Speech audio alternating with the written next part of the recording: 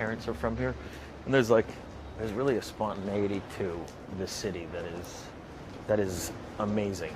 DiCaprio has an apartment in New York, but his fascination with crime and power, he says, actually goes back to growing up in the not-so-nice part of Hollywood. You talk about there were times when you'd rather just stay at home than go out because it was just safer to stay at home. Yeah, I had a prostitution ring on my street corner. There were drug addicts in my alleyway. There was, I got robbed at 5 years old or something like that. 5 years old? Yeah, it was a pretty hardcore neighborhood, and I think that gave me a lot of motivation to be successful really, and try to do something else. Because you wanted out of that environment. Yeah, I did. You never went to acting school, though. Mm-mm. Well, I did, and I went to drama class in junior high and high school, but I never had sort of formal training or anything like that. No.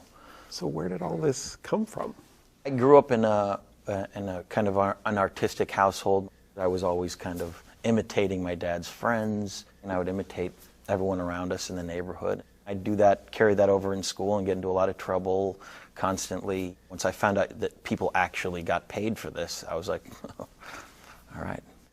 He started bugging his mom to take him to auditions, while his father helped engender an interest in film.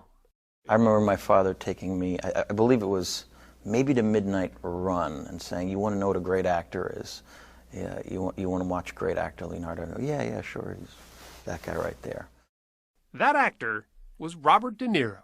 As luck would have it, DiCaprio's eventual co-star in his very first film, This Boy's Life. I know a thing or two about a thing or two. I sure do.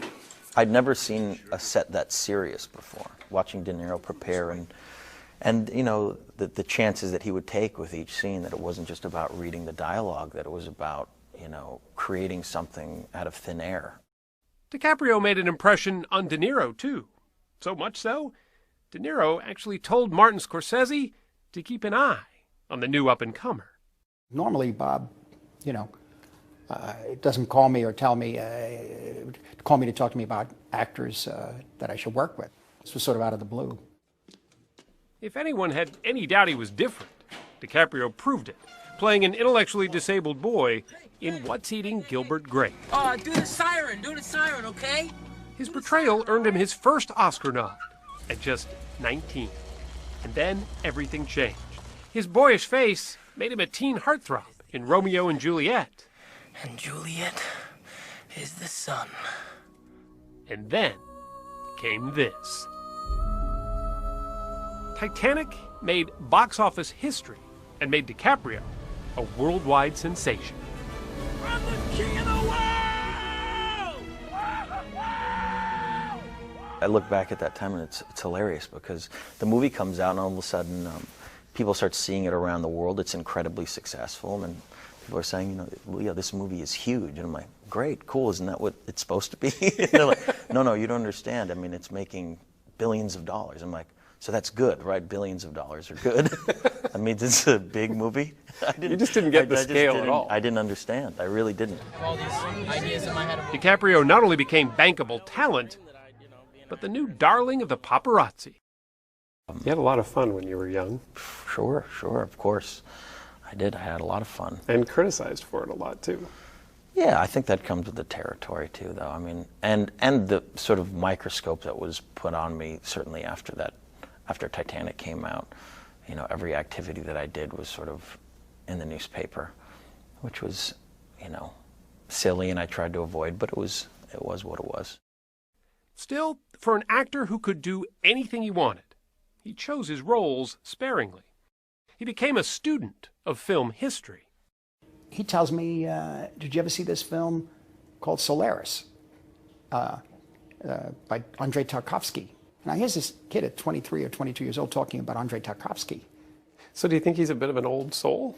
Maybe. There seems to be a lot of experience there. You're right, an old soul. Now, at 39, he remains not only one of Hollywood's hottest commodities, but a very eligible bachelor. He's hardly lacking for someone, usually a model, on his arm, but any talk of marriage, prompts a nervous drink of water. Do you see that for you? Sure, sure. You want that? I think everybody eventually, not everybody, but I think that, eventually when the time is right, absolutely, yeah. But does married life seem a little boring to you? Does it seem boring? A little sedate? No, I've seen interesting marriages and I've seen not interesting marriages. And that's about as far as he'll go. His focus, it seems, has always been career. And for Leonardo DiCaprio, so far, it's all gone just as he hoped. People talk about what has changed throughout your career. How's your taste changed? What kind of person or actor do you want to become? I knew at 15 years old, like, this is the kind of actor I want to be. These are the type of movies I want to do. And that's it. It's an honor to be able to be a working actor, period. I'm not going to squander this opportunity.